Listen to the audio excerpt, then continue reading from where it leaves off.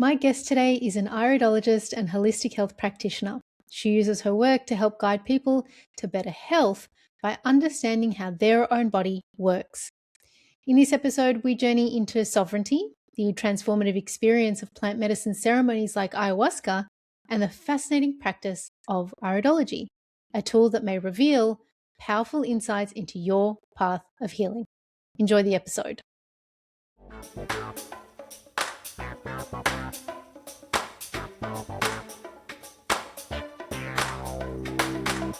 Hello, beautiful humans. Welcome back to another episode of the Skin I'm In podcast. I'm your host, Chanel, and this is the space where real stories meet radical self-discovery. Here, you'll find peace through clarity, purpose through inspiration, and the permission to be your authentic self through the stories of men and women who've walked the path before us. If this show moves you, hit that like button, share it with someone you care about, or subscribe so you never miss an episode. That small but powerful act helps the show grow and brings in the guest you most want to hear from. In return, my promise to you is that I'll keep showing up with the raw, the real, and the conversations that crack us wide open, reminding us we're not alone. So, let's dive in and find the light in the shadows together.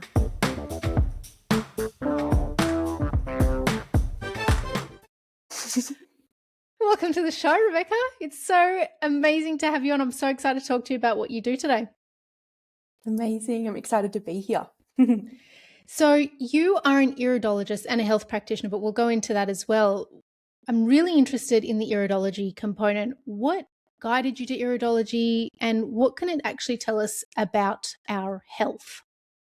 What guided me to iridology? Someone asked me that the other day and I just come across it on Instagram, and it was one of those things that I just felt this intuitive pull towards. I was like, oh, this is interesting. And I feel like I have a pretty good connection with myself to trust those nudges. And so I trusted it. And then I Googled iridology, and my teacher came up, ended up following her for a whole year until I invested into her and studied with her, and I haven't looked back. It's such a beautiful, unique tool that's been around for thousands, billions of years. Like, it's an ancient tool, and it's the most natural way that you can get a really deep insight into your body. And so it's not a diagnostic tool, which is what I love, and it takes away all the labels from health. So there's no like PCOS or endometriosis or anything like that. It's like, no, this is what is more vulnerable within your body, and this is how you can care for it. But this is what your strengths are as well, and this is how you can work with your body. So it's like, it's just such a natural way to understand yourself. And I really love that about that. It really gives you the power. It hands the power back to the person. I noticed that you called it iridology. So I've been pronouncing it incorrectly for like over a decade, clearly. And it makes sense because it's the iris. So why would it be the iris? And why would it be the iridology? So thank you for that. Everyone pronounces it differently. I'm like, am I saying it right? Am I just really Australian? I have no idea. Yeah. So I love that you brought up the fact that it is an ancient practice, because that's one of the things that I really wanted to jump in to today with you, because I'm finding that a lot of the practitioners that I have on the show that do practice ancient healing modalities, not accepted by the mainstream. Why do you think mainstream is skeptical? And when I say mainstream, I mean the mainstream medical system. Why do you think that they remain skeptical of it? I actually am not sure if there's any evidence of this, but I feel that it used to be practiced a lot more. And this is just my view of the world and the way that the health system is these days. But the way that hospitals used to be and the food system, how it used to be, like it used to support us. And now over the years, it's like they're slowly trying to break us down is what I'm seeing. And I don't feel that, because it's not scientifically backed, but it also is at the same time. And I truly do feel that they don't want us to be sovereign within our body. They don't want us to have a deep connection to our body. They want us to have these labels and to identify with our health issues, so then we don't get better. is what I see, which might be really controversial, but that's just my view and my opinion. I really need to change the title of this show to be The Controversial Show, because this is the stuff that really, really gets me going, right? Because I think to myself, if you think of all the stories we know of, you know, witches being burned in the stake, those stories are not necessarily the yucky witches that we see in movies. They were healers, they were naturopaths, they were herbalists, they were homeopaths, they were iridologists. My new word They were for just today. women. Yeah, they were just women practicing ancient healing arts. And so we've been conditioned to believe that they were naughty, bad witches being burnt at the stake that were really bad for the community and were doing evil things and casting spells, which I'm sure there might have been back in the days. But, you know, when I had started looking into this modality, I was like, oh my God, there's like ancient Egypt comes up. And I'm like, why does it keep going back thousands of years? And our version of science, which I honestly believe is not actual science, and I'm going to cop it for that. I know that for sure. But our version of science doesn't back it. But these have been practiced for thousands of years. And we are the sickest that we know of, the sickest generation time ever in our history, outside of plagues. But then I also think to myself, how real is the evidence around those plagues? That's another rabbit hole. So when you have people coming to you, what do they generally come to you for? Like, what would actually get someone to book in with you? At the moment, it's a lot of curiosity and people are just really interested and intrigued, which is really beautiful to feel. And then there's some people that are at that stage within their health journey where they want to put the power back in their hands. And that's how I really market myself is you want to empower yourself. You want to learn about your body. You want to understand your body. This isn't me like telling you what to do. This is me helping you understand.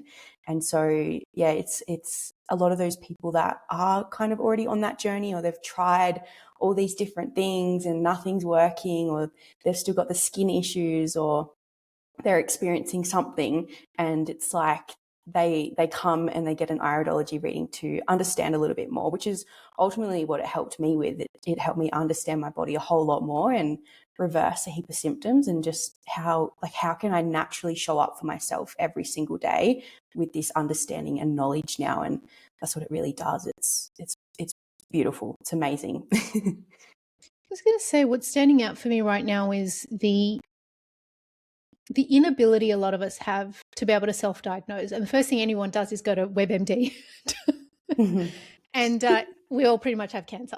Do you know what I mean? By the time you're finished reading Google, you have some kind of cancer. So it's obviously not a really good diagnosis tool.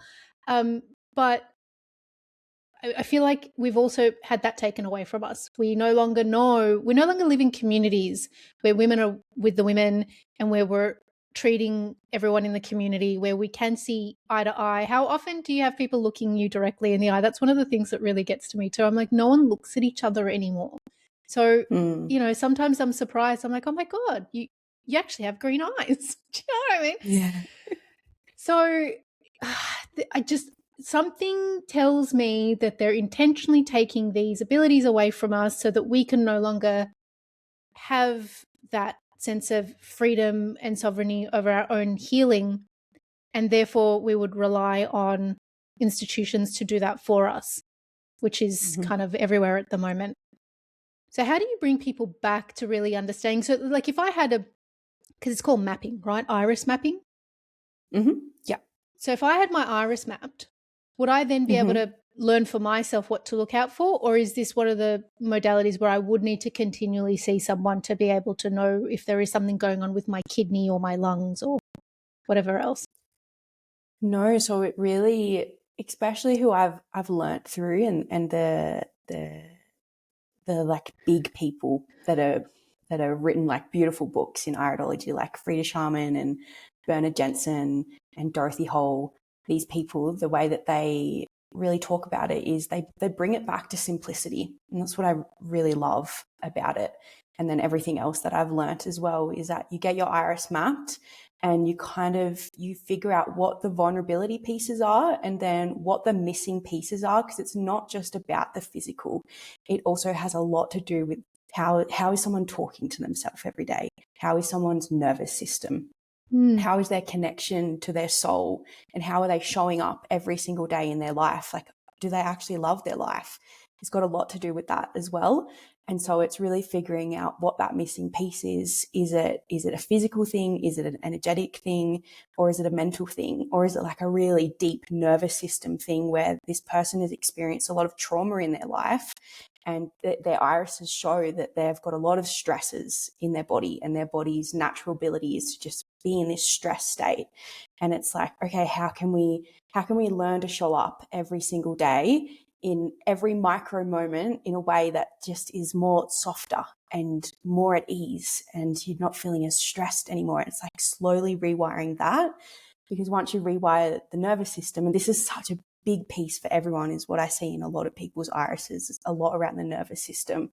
And once you start to rewire the nervous system, then you can absorb your nutrients better, your digestion is better, like your whole system works better, because when you're stressed, it takes double the amount of nutrients, double the amount of minerals, and it takes double the amount of energy to even like function every day. So you could imagine what that's doing to your body and just what it's pulling from your body as well. So yeah, it's a mapping, but it'll just bring you back to the basics of like, cool, is it got something to do with my nutrition, something to do with my energy, something to do with, do I need to like pivot what I'm doing in my life right now? Like, do I not actually like my life, or am I in a relationship that's not serving me?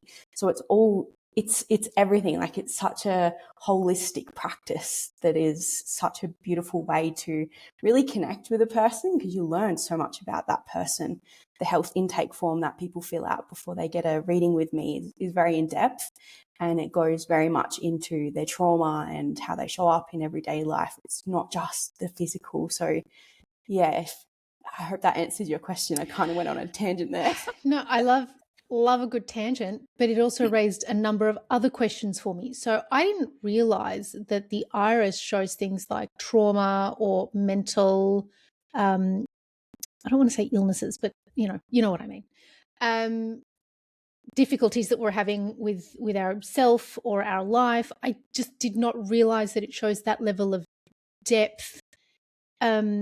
So when you, oh God, even nutrition, I was just thinking to myself, oh my God, nutrition. So if I was to get my eye mapped and we discovered that I may need to adjust my nutrition, what is then the healing protocol that we go with? Because this is the modality that you use. Do you then refer me to someone like a functional nutritionist, or do you refer me to a doctor of Chinese medicine? Like, how does that work when we think of the healing component once you map the eyes? Mm-hmm. Again, it's just bringing it back to simplicity. And I don't love writing protocols for people. I will definitely recommend things and then send that recommendation list. But it's really just coming back to like whole foods. And if you're not absorbing your nutrients properly right now, it's like, okay, what's going on in your iris and why aren't you absorbing your nutrients? And for a lot of people, it's because their colon is full of gunk and it's full of toxins, and they need to do some colon cleansing, taking specific herbs or doing colonics or enemas, just to like give your body that little bit of extra assistance. So then you can absorb your nutrients, but then also the nervous system factor on top of that. If you're always stressed all the time, then your body isn't going to absorb the nutrients. So it's like, okay, how can you show up in everyday life that's just slowly rewiring your nervous system to show you that you're not getting chased by a tiger in every single moment? Or even when you are just in a naturally more stressed state because maybe life is a bit busy that day, that's okay. We can't be regulated all the time. It's like, how can you bring yourself back into a regulated state? And that's really the most important piece. So it's not so much a protocol or recommending someone to someone else. It's just really bringing it back to basics. It's like, what are you eating right now? And how are you absorbing, and do you even know what an enema or a colonic is, and have you ever done an intentional cleanse to help your colon or your liver, or do you know about any of your organs? So it's really educating the person around that, and just allowing everything to work in synergy again is really what it's all about. Okay. But if I needed to make changes, you would be able to guide me as to what those changes would be. That's what I'm trying to work out. Because is it like because you know how with functional nutritionists and integrative GPs and stuff, they work with other practitioners to be able to help you heal. So if I came to you and said, Rebecca, I've got this, and this shows up in my iris, and you're like, okay, these are the things that you should probably be looking at, and let's work together to do that. Is that the kind of support that you offer? Yeah, absolutely. Yeah. So I don't love writing protocols because I love to empower the person. I'm like, cool, I'll give you the information, and I can give you the guidance, and I will be here to be that guiding light. But like, how can you show up in your life and be sovereign, and like, how can you design your meals and tweak them a little bit so you can support whatever is happening? Like, for example, if there was something going on with your liver, something that was a really big one for me in my journey is when I come off the contraceptive pill, I had a face full of acne for years, and I did everything. I worked with the practitioners, I took all the supplements, I did all the needling, like I did everything. And it wasn't until I delve into the realm that I'm in now and learned to understand my internal systems and my detox pathways. So we're naturally detoxing every day. And if there's any symptoms going on within your body, it's because one of your detox pathways is a little bit clogged, it's a little bit out of alignment, and it's just they're not functioning properly. And I learnt about the liver and how closely connected the liver is, one, to everything, but especially your skin. And when I cut out oils, even healthy fats, for a period of time, I'm not saying do that forever because they do serve a really beautiful purpose, but when I cut them out for a period of time, my skin completely changed.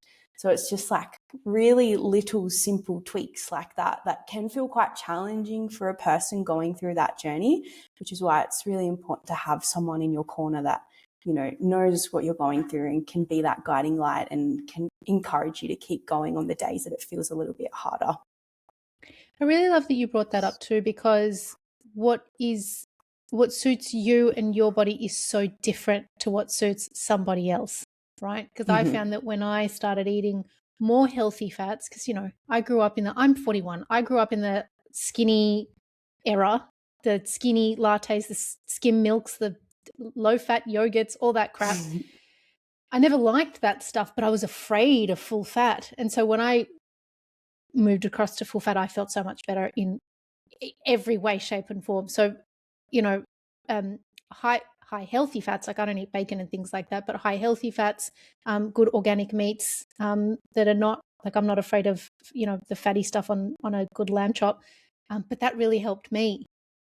You know, my skin felt better. And so I've never had major acne, but I felt that it helped my brain. Like I would focus better. Whereas before it was like meat only, no fat, no carbs. That was the life I led. And I really felt the brain fog.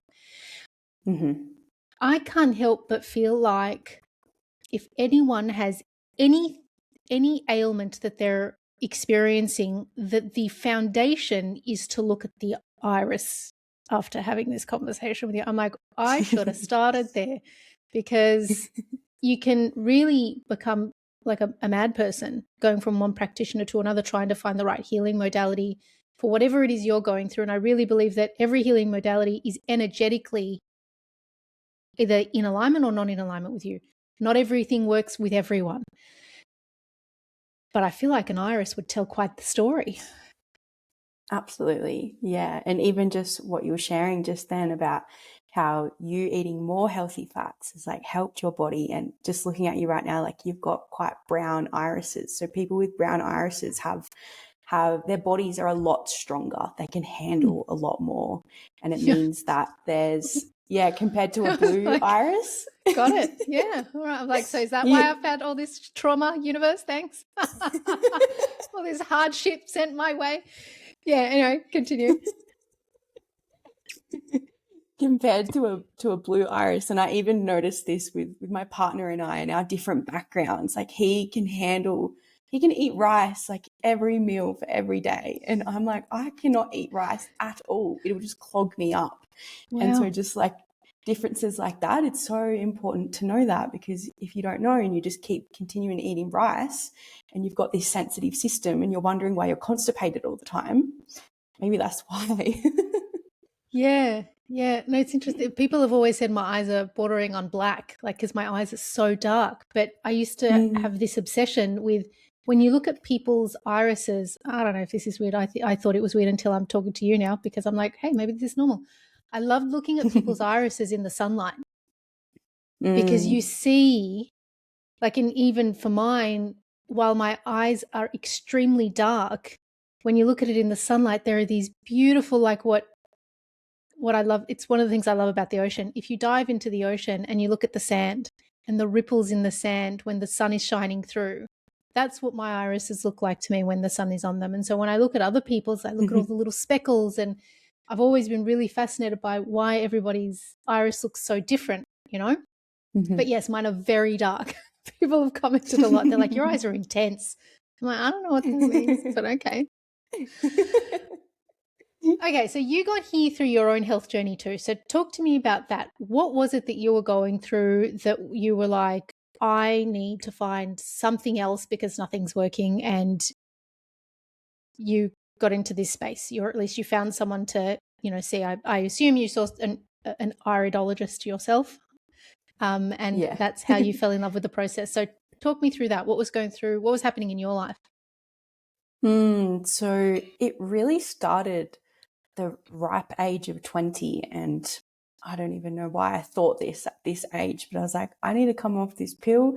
It's not natural, and I want to have kids one day, and I know that this is going to be quite the journey, because that's why I went on it in the first place, was because I had acne and quite painful periods. So I knew that it was masking so many symptoms, and I was like, let's go through this journey now. And so that's what I did, and it was a wild journey, and I have worked with some really beautiful people that I've learnt so much from. Not that I necessarily agree so much with them now, but they played a big role in my journey. Especially, I struggled quite a bit with emotional eating, like binge eating, and having someone in my corner constantly, like working with someone, was such a big support, and having a community behind me was really what I feel like kept me going, which was amazing. I'm very thankful for that, which is exactly why I'm doing what I am now. But it kind of got to a point, actually, the thing that shifted everything was I went to my first ayahuasca ceremony, and it come through very clear that, one, I have parasites and I need to do a parasite cleanse, and two, I need to stop eating meat. And I was like pretty well a carnivore at that point. So I was like, shit, where is this going to lead me now? And so I trusted it and I followed it, and I stopped eating meat, and I did a parasite cleanse, and then it just took me down a route of only eating fruit for a period of time and doing hectic detoxes, which I would not recommend at all. I definitely learnt that through myself, that when the body is under a lot of stress and it's experiencing a lot of symptoms, you don't need to go in with hectic detoxes like that. It's not necessary. It's not needed. And I'm sure it played a role in my journey, and I learned a lot, but it's just more harm on the body than good. And it wasn't until I moved back to my hometown, actually in Tasmania, for 6 months, and there was just this part of me that knew I needed to go back, because I felt like I was running away from certain aspects of myself. And there were certain conversations with people that I knew that I needed to have, that I'd been wanting to do for years. And so I faced all those parts of myself and had those conversations, while really intentionally creating more of a balanced diet within my life. And that's when my like everything shifted completely. It was wild. So I feel it has a big factor to do with the energetic side of things, of all the things that I was avoiding, and really facing those younger parts of me that I ran away from, really, when I first moved from Tasmania.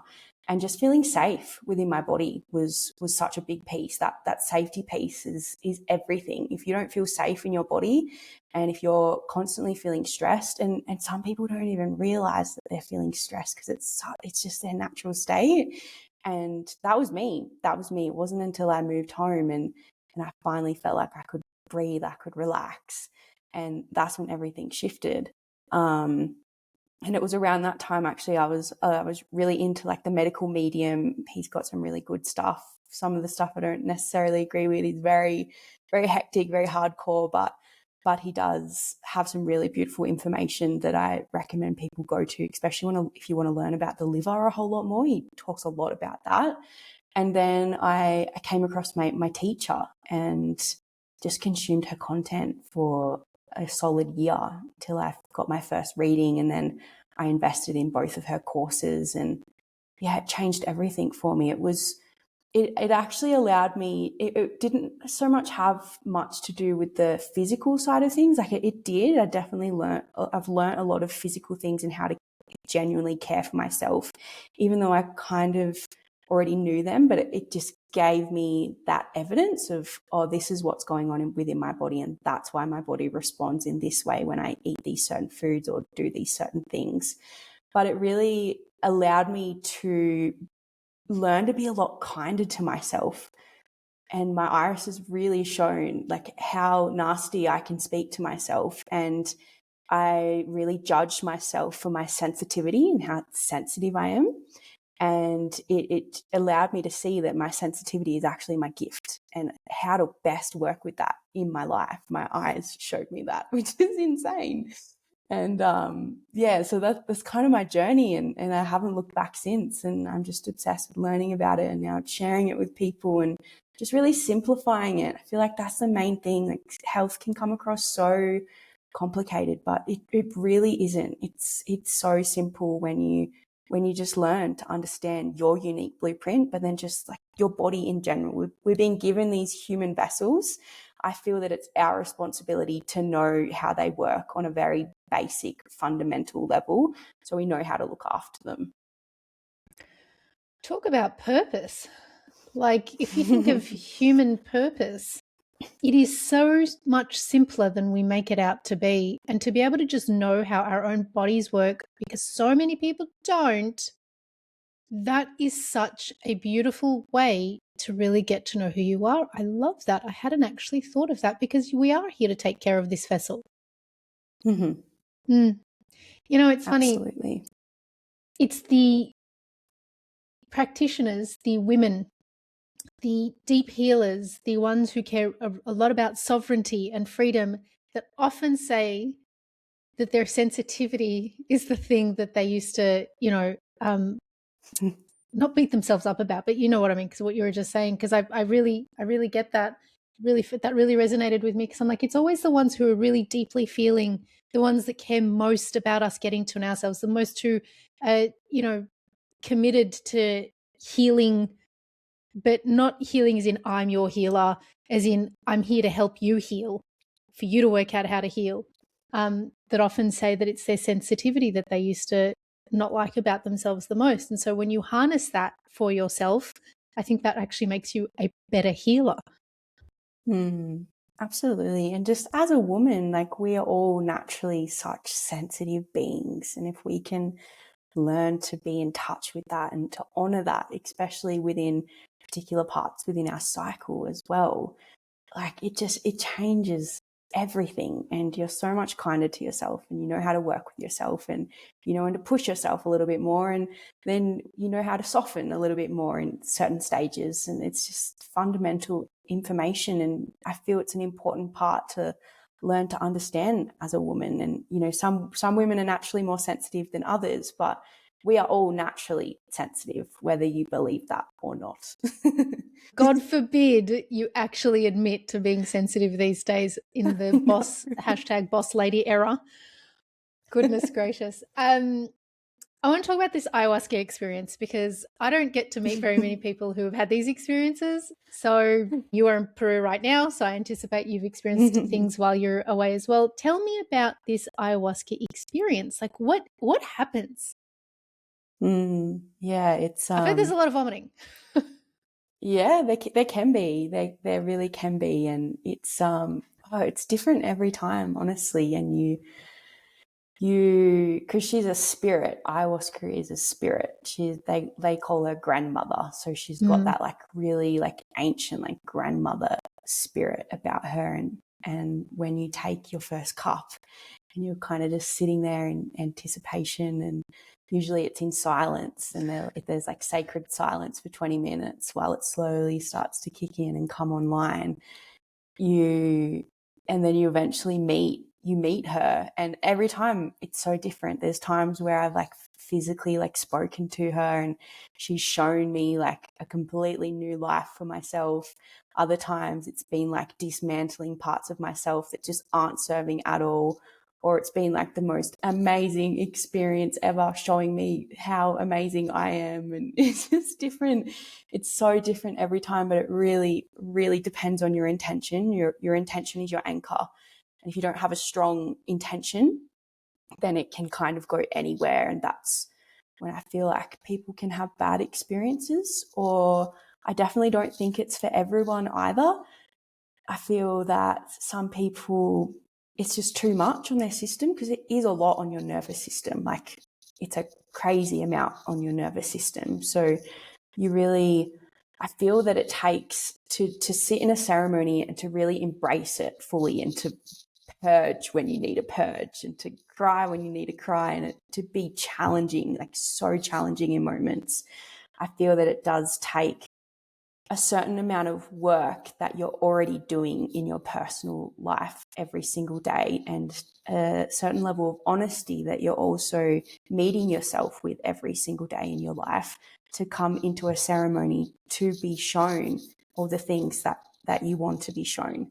Otherwise, it can be a lot, and it can just dismantle everything, and you can leave just questioning everything. And that's definitely happened to me before, which is why the integration process is so important, to learn how to come back to being human.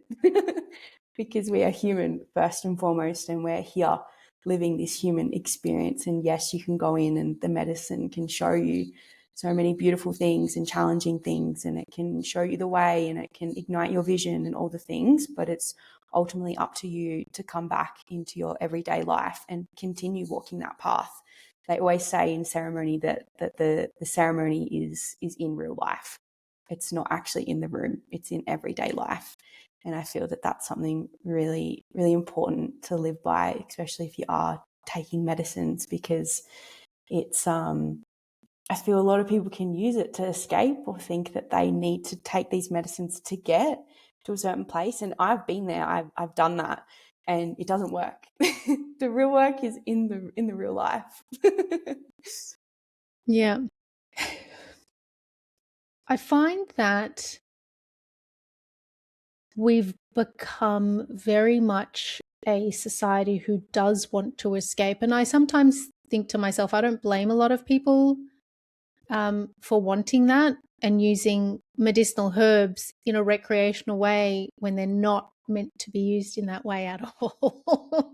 Like, and I really appreciate that you just said it depends on the intention, because I think that when you do use them recreationally, or when you do go to a ceremony, and while I've never experienced it, the stories that I've heard, if you don't go in knowing what you want or what you're there for, it really does turn out to be a horrible experience. Even things like mushrooms or weed or whatever else that you want to try to get away from something. It's when you get away from something that it'll turn into, it'll be like, what is it? Is anti-medicine a thing? It's no longer medicine. It's the opposite of medicine for your body.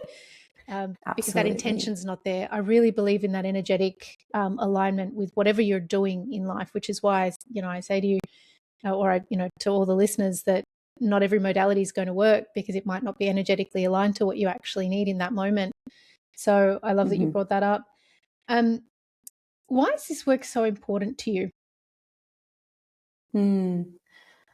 This work is important to me because I want people to remember how powerful they are, and that they can have all the knowledge that they need in this life. And I'm not saying to to never go and outsource to anyone or get advice. That's not what I'm saying at all. Like, go and learn from all the people that you feel drawn to so you can be sovereign within yourself. And it feels important for me to really bring people back into simplicity within their body and learn how to trust their body ultimately. There's so many people that don't trust their body, or they think that they're broken. And you're not broken. Your body is literally just doing what it needs to right now to function. If you weren't experiencing the symptoms or even cancer, like if that wasn't actually happening in your body right now, then you'd probably be dead already, or you would have something far worse be going on. Like, your body is actually working with you and it's protecting you. That's what your symptoms are doing. And it's communicating with you. Like, hey, can you help me? There's something going on. There's something deeper going on here. And so it's important for me for people to learn this, people to understand this, and bring people back into their power, like I said, and remind people how simple it actually gets to be. You've brought up being sovereign a few times. Mm-hmm. Can you define that for people? Because I think that there is a misconception that means an anti-vax protester who lives off-grid. So can you define what you mean when you say sovereign? Mm-hmm. That's a really beautiful question. It's coming back to yourself, and it's being curious in life. It's being curious, and it's asking for help from the right people that are going to empower you and teach you and help you understand. And it's creating a life that, I don't want to say it's necessarily out of this system. There's so many people that are like, oh, let's escape the matrix. And I'm just like, no, we're in this matrix. We're in this reality. So how can we work with it, and how can we show up in a way where we're influencing people and we're inspiring people to live a little bit differently and to think a little bit differently and be more curious about how they can show up. Even just simple things like swapping out your deodorant for a more natural one or learning how to read ingredients labels, just like real simple things like that, or learning how to make your own bread at home instead of buying bread that's full of crap. Just real simple things like that is, I feel, what sovereignty means to me. It's like, how can you build a life that is yours, and you're continuously curious, and you're standing on your own 2 feet, and kind of like, I just see this visual of like with a flag, just like planting it in the ground. Like, this is me, and this is what I stand for, and this is how I live, and this is what I want to keep learning about, and this is how I want to inspire people. Yeah, I can't help but feel like it's if you no longer had access to medicine, GPs, Coles, Woolies, grocery stores, how would you survive? Like, that's what sovereign, like, that's what I'm hearing from you. I'm like, that's what sovereign means. I can feed myself because I have the ability to grow a garden. I can, make tinctures, herbal tinctures. That means that I can treat myself and my kids and my family because I know what herbs to use. Like, just really simple things to just go back to the way that things were, but not necessarily take ourselves out from the system fully, because sometimes you do need to go to Coles. Do you know what I mean? I'm not about to go butcher my own organic grass-fed cow, okay? So I'm like, there are things that we will rely on the system for sure. But, if ever there was a time where I was no longer able to participate in the system, like recently in 2020, 2021, what are you going to do to feed your family? So, and I think they're counting on that. Everything that you've been talking about up until this point, I'm like, oh, this is so by design. This taking away bits of our capabilities as human beings is by design, so that you do rely on this system. And that you can't live without it. Therefore, you will have to do whatever they want you to do in order to stay, part of it, because you need a roof over your head and you need to feed your family and you need to exist. So how do we exist without knowing some of the really simple things, like what foods that we can grow ourselves, and, the stuff that you were talking about? I really love that. That is Yeah, that's a beautiful way to explain being sovereign. Because, yeah, like I said, I just find that people, they automatically go into off-grid living, anti-vaxxers protesting difficult people. Yeah. I'm like, that's not what it's about. No. That's not what it's about. No. Yeah. I would like to make my own bread and butter, but that's, finding time.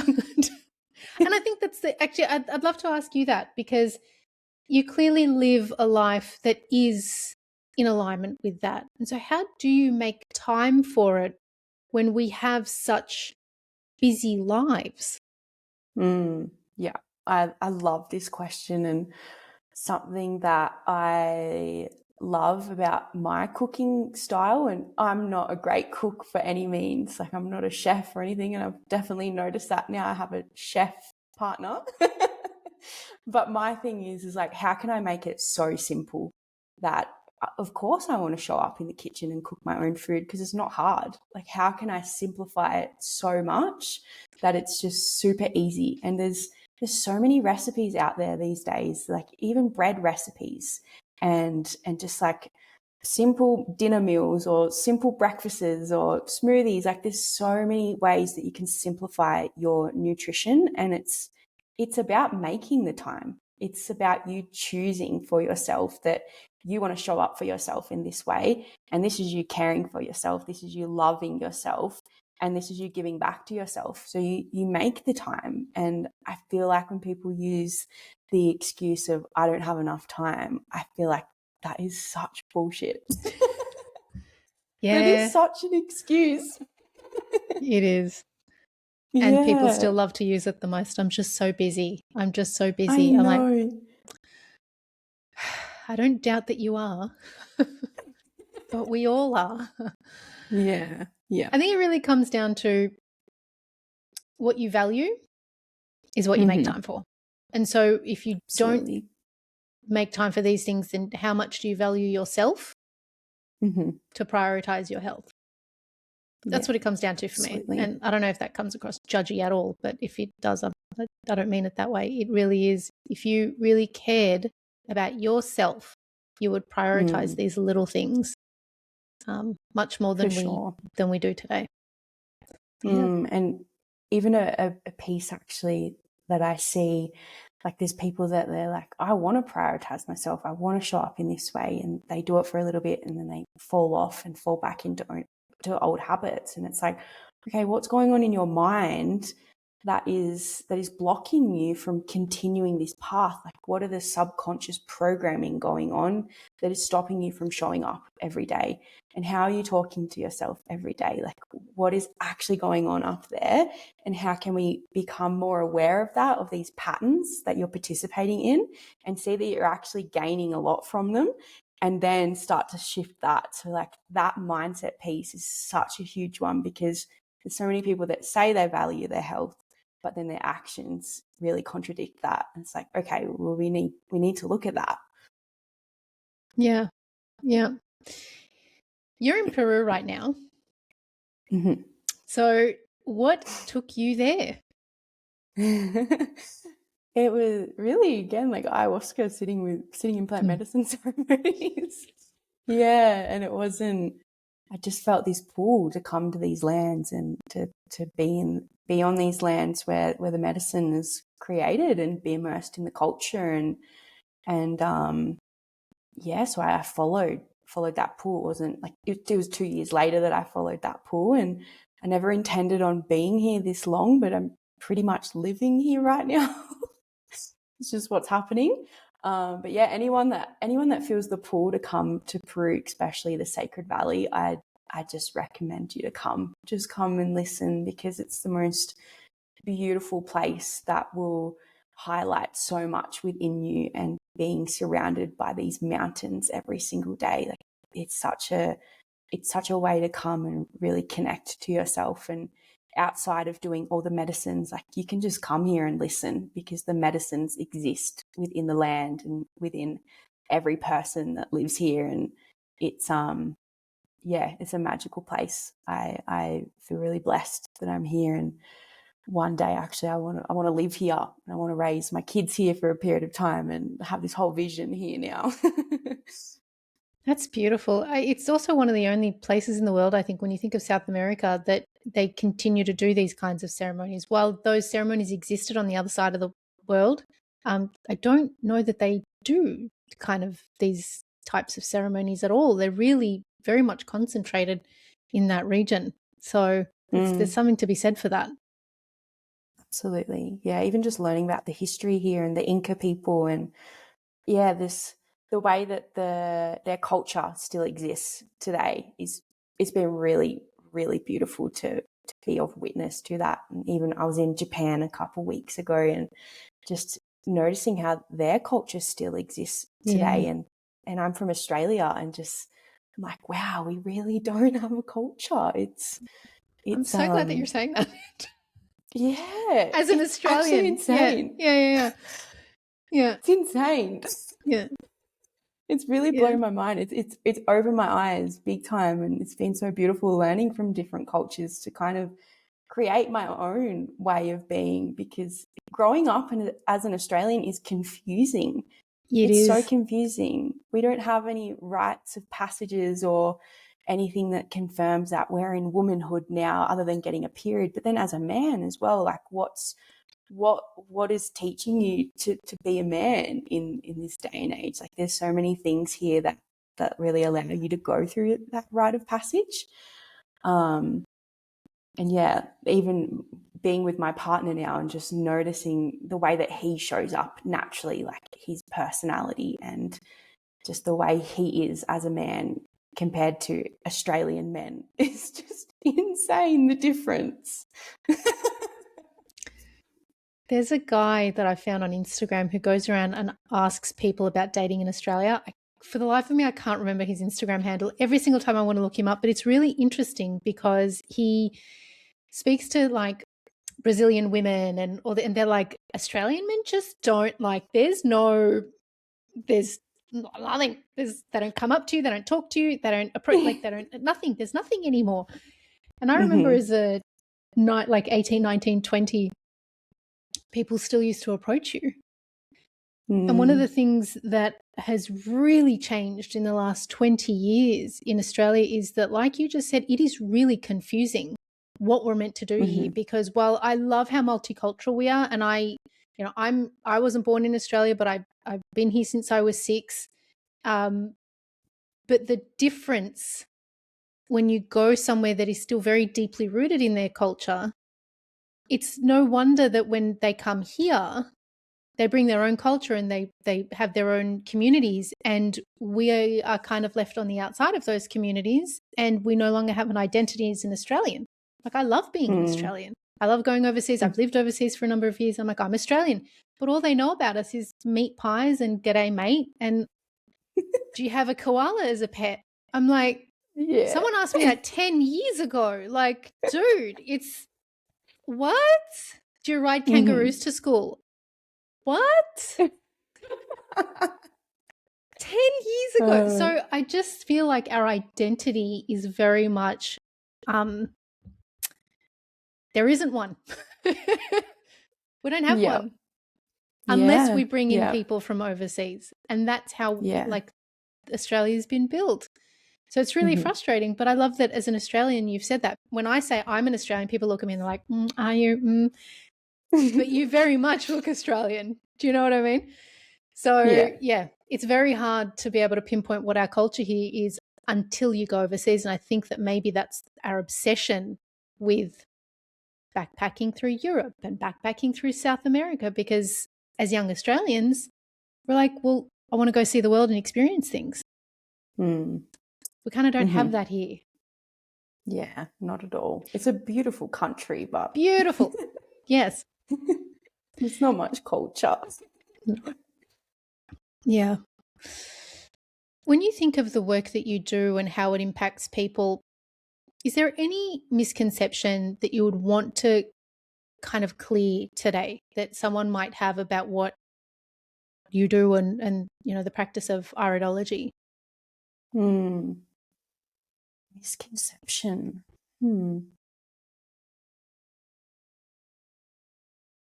Probably that it's a diagnostic tool, that it's Mm. going to confirm that you've got any sort of label that some health practitioner or even a naturopath or a doctor will give you.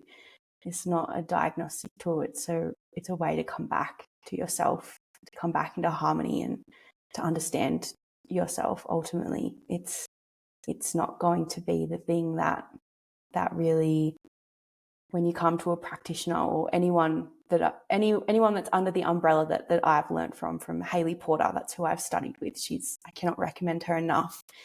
She she just teaches us to empower the person, and we're not here to give you the answers. We're just here to like show you the path and hold out our hands and guide the way. So I feel like that's probably the number one piece, is it's not a diagnostic tool at all. I think that would be really, considering the way conventional medicine is, everything is a diagnosis and everything has a label. And that is a really important thing I feel like I learned in my healing journey that continues and will always continue, because there's a lot of stuff that all of us go through, layer upon layer. But is there anything that you've learned, whether through your studies or through your ayahuasca experiences, that you really wish you knew sooner? Yeah, I wish I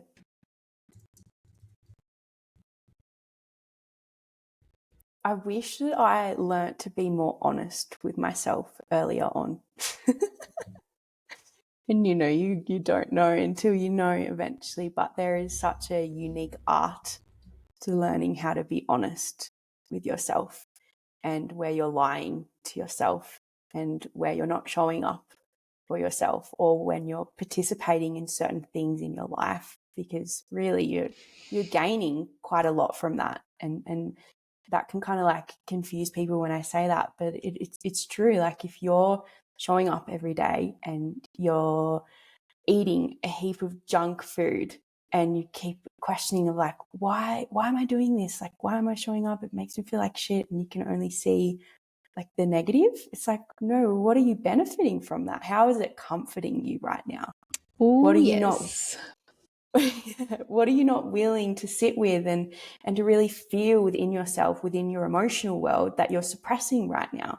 That's really what it comes down to. And it's been your emotional regulation tool for such a long time, and that's not a bad thing. It's just important to acknowledge that and learn how to notice that. And I wish people learnt to see themselves from that very specific lens. It's kind of like a shadowy work kind of lens, very like subconscious mind kind of lens, and just like continuously checking in with yourself. It's so important. It's so important, and I feel that is such a missing piece in people's health journey. Thank you so much for bringing that up. That is such a really great tool that everyone can take today and use in their lives. Because if you check in, so what I just got from what you were saying, right, is that when you check in with yourself when you're craving stuff, especially, like for me, it came up pizza. Like, what the days that I want pizza is the days that I need a hug. It's the days I need comfort. I mean, cheese and bread, my friends. So that is a very delicious hug indeed. So I'm like, those are the days that I really want pizza. And so if you really check in with yourself just before you're about to eat something, or just before you're about to make that phone call, or just before you're about to take an action, and be like, what am I gaining from this that may be missing from my life? You know? So it's like that support. Pizza support. Pizza is my support food. Just like you support animal, pizza's my support food. So I love that you said that, because everyone can take that away today and check in with themselves and be like, what am I gaining from this? Because I clearly need it in my life. So if I need a hug, if I need warmth, if I need support, if I need help, whatever it is, if I'm trying to escape, right? That's another one. You know, if you're doing extracurricular things, You're escaping from what? But what are you also gaining? Mm-hmm. Oh, I love that. That's such a great piece. tool. I'm still going to eat my pizza. And that's a big part too, because you can be honest with yourself, but sometimes it's like, I want to eat that pizza, and like, go for it, Yeah. enjoy it. But I feel like there's such a big piece where people will give in to that craving, but then they'll beat themselves up afterwards. It's like, no, if you're going to eat it, you're going to enjoy every single bite, and you're not going to regret it. 100%. I've actually started saying, much like water, when the what's the word? I'm having a really bad word day. The structure of water changes depending on how you talk to it. All these studies have been done with regards to that. And I'm like, you know what? I'm going to tell this pizza that it's going to nourish me. I'm going to tell this pizza, you are going to nourish every part of my cellular structure, and I eat it, and I'm like, this is nourishing me. So I've started talking. People are going to be like, you've lost it. But I've really started talking to food. I'm like, and I think it was after I had the conversation with your partner, Yusuke, because I'm like, food is alive. And so I'm going to talk to my food now and be like, I love you. Thank you for nourishing me. Thank you for giving me what I need right now. So yeah, that conversation will sit with me forever. What a guy. I can so understand why you two have connected. Do you know what I mean? I'm like, I now am getting to know you, and I'm like, this makes so much sense. But one of the things that I really love asking people, much in line with when we talk about, taking care of ourselves and loving on ourselves, and that is to ask someone what they actually do love about themselves. And so I'd love to know, Rebecca, what you love about the woman that you are today and what you are most proud of. That's such a beautiful question. I really love that. It's been something I've really been tuning into recently, actually. At the start of my travels, I was really struggling, and I don't think I really realized how much I was struggling not being in my normal routine and everything changing and making money my own way. Like it was bringing up so much, and it's been this shift recently of like, no, what do I actually love about myself, and how do I show up in my life that is amazing, and what have I done throughout my whole life that has gotten me to this point right now? Like I've got to acknowledge that. I've got to celebrate that.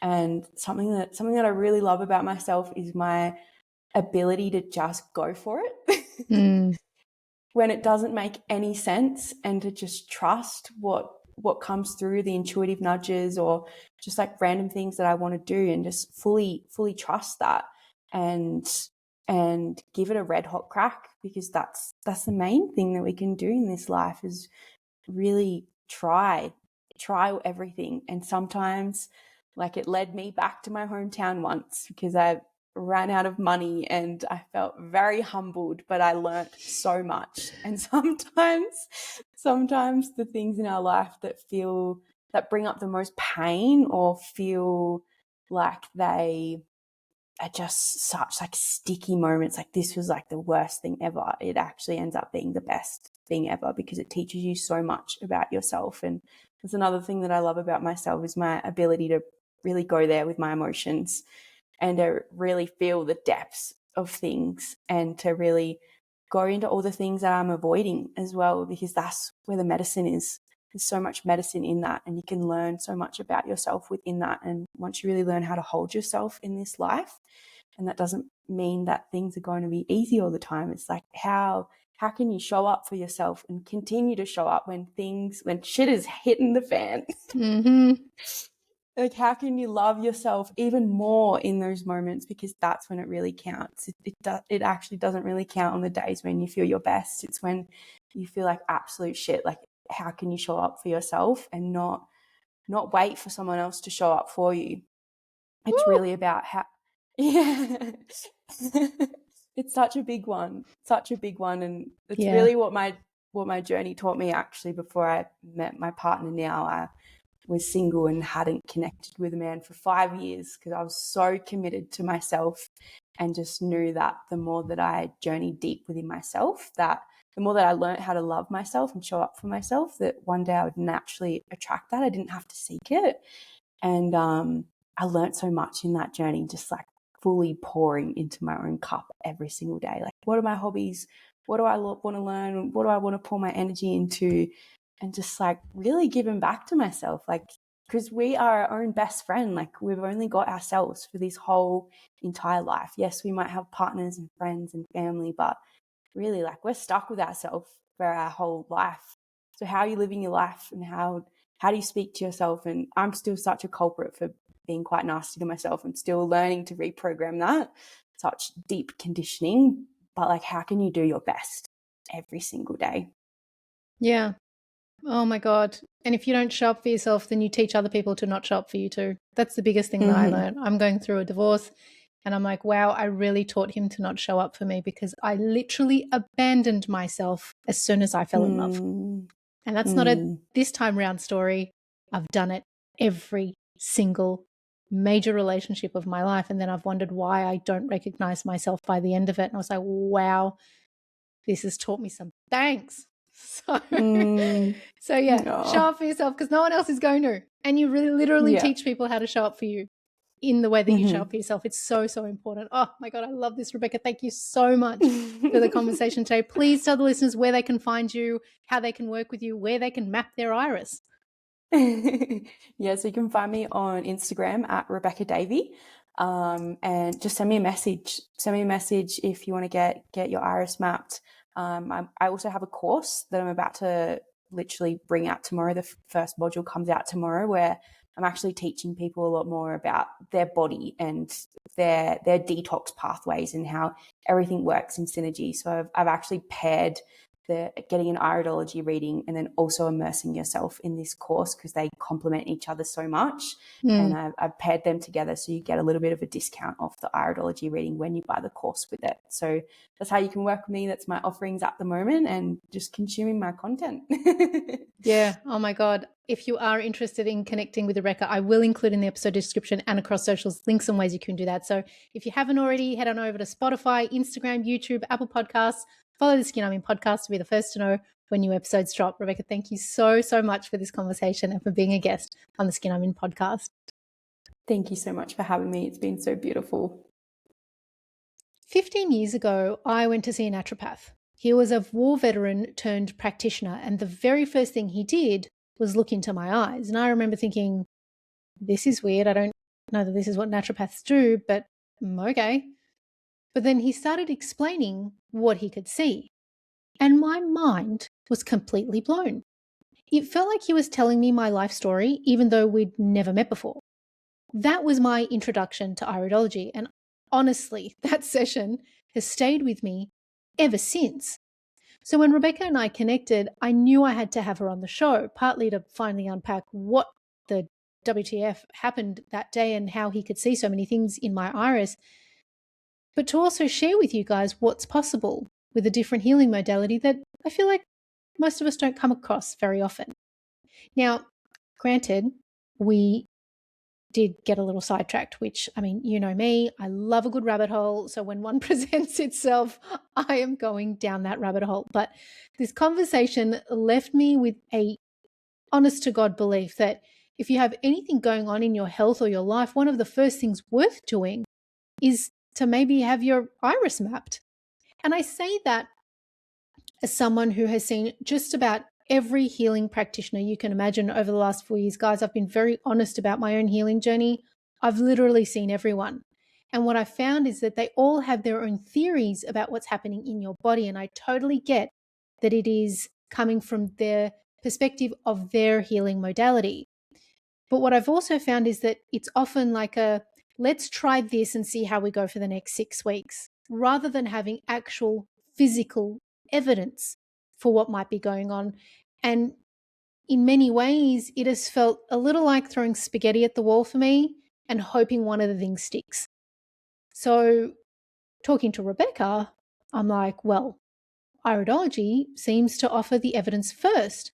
And I really appreciate that as someone who has spent thousands and years trying to work out what is going on within my body.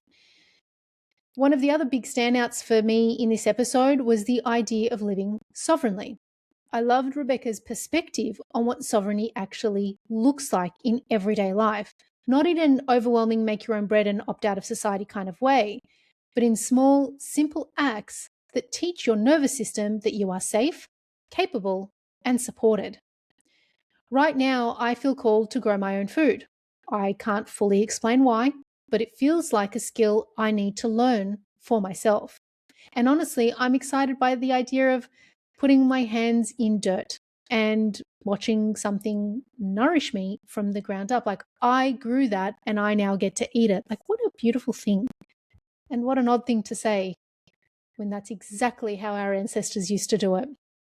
So, if you are listening to this conversation and you feel a pull towards something, even one small thing that calls you back to doing things maybe the old way, listen to it.